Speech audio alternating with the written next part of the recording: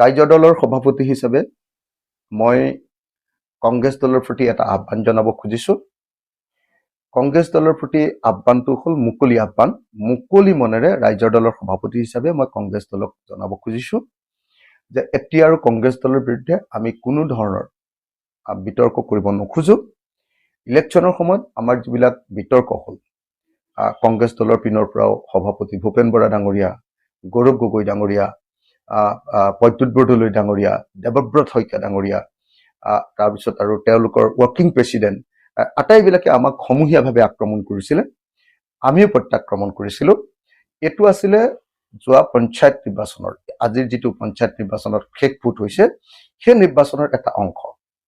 তো তেওঁলোকৰ প্ৰয়োজন হৈছিলে, তেওঁলোকে আমাক আক্ৰমণ কৰিছিলে। গতিকে এইটো আমি একো বেয়াভাৱেৰে লোৱা নাই।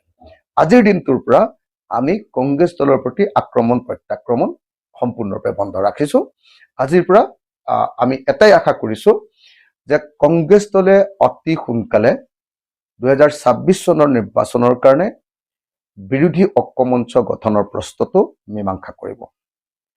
আমি ৰাইজৰ দলে অহা 30 মে তাৰিখলৈকে অপেক্ষা কৰিম যাতে কংগ্ৰেছ দলে মিত্ৰতা সন্দৰ্ভত এটা স্থিৰ সিদ্ধান্ত গ্ৰহণ কৰে। অহা 30 মেৰ ভিতৰত যাতে মিত্ৰতা সন্দৰ্ভত এটা স্থিৰ সিদ্ধান্ত হয়, ইতিবাচক সিদ্ধান্ত হয় যে কোন দলে ক'ত খেলিব আৰু কেনেকৈ আমি বিজেপিক পৰাভূত কৰিব পাৰিম। সাম্প্ৰদায়িক, ফেচিবাদী, দেশ বিক্ৰী কৰা বিজেপিক আৰু দেশৰ বস্তুৰ মূল্য বৃদ্ধিৰে সমগ্ৰ ভাৰতবাসীক একদম শেষ কৰি দিয়া বিজেপিক আমি কেনেকৈ শেষ কৰিব পাৰিম আৰু দেশৰ ব্যৱসায় বাণিজ্য সম্পূৰ্ণৰূপে শেষ কৰি দিয়া বিজেপিক আমি কেনেকৈ মানে এইবাৰ শাসনৰ পৰা খেদিব পাৰিম, সেই সম্পৰ্কে আমি স্থিৰ সিদ্ধান্তত উপনীত হ'ব লাগে। কংগ্ৰেছ দল, ৰাইজৰ দল আৰু অন্যান্য যিবিলাক দল আছে সকলো দলে মিলি আমি 2026 চনৰ নিৰ্বাচন খেলিব লাগে। আৰু সেইকাৰণে অহা 30 মে তাৰিখলৈকে আমি মুকলি মনেৰে ৰৈ থাকিম যে কংগ্ৰেছৰ লগত আলোচনা হৈ আমাৰ সেই সিদ্ধান্ত হ'ব। কিন্তু যদি 23 মেৰ ভিতৰত সিদ্ধান্ত নহয়, 1 জুন তাৰিখৰ পৰা আমি সমগ্ৰ অসম জুৰি ৰাইজৰ দলে নিজাববীয়াকৈ বিজেপি বিৰোধী অভিযান আৰম্ভ কৰিম।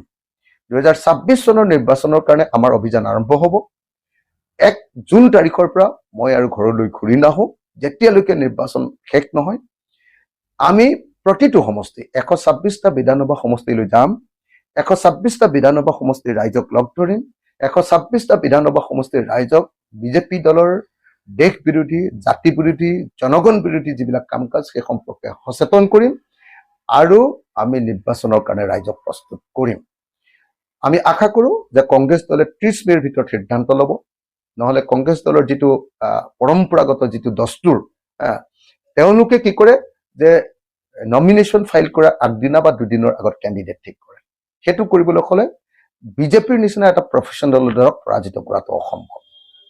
বিজেপিৰ নিচিনা সাংগঠনিক শক্তি থকা আৰু বিজেপিৰ নিচিনা ধনবল থকা, বিজেপিৰ নিচিনা বাহুবল থকা আৰু বিজেপিৰ নিচিনা সম্পূৰ্ণ অক্ষত এটা দলক যিকোনো পৰিস্থিতিত বিজেপি ইলেকশ্যন জিকিবলৈ চেষ্টা কৰা এটা দলৰ ক্ষেত্ৰত এনেকৈ আমি অসংগঠিতভাৱে ইনডিচিপ্লিন ভালকৈ নেখেলাকৈ ইলেকশ্যনত জিকাটো সম্ভৱপৰ নহয়। সেইকাৰণে আমি আশা কৰিছোঁ যে 30 মেৰ ভিতৰত আমাৰ বুজাবুজি সম্পন্ন হ'ব, কোনে ক'ত খেলিম সেইটো ঠিক হ'ব।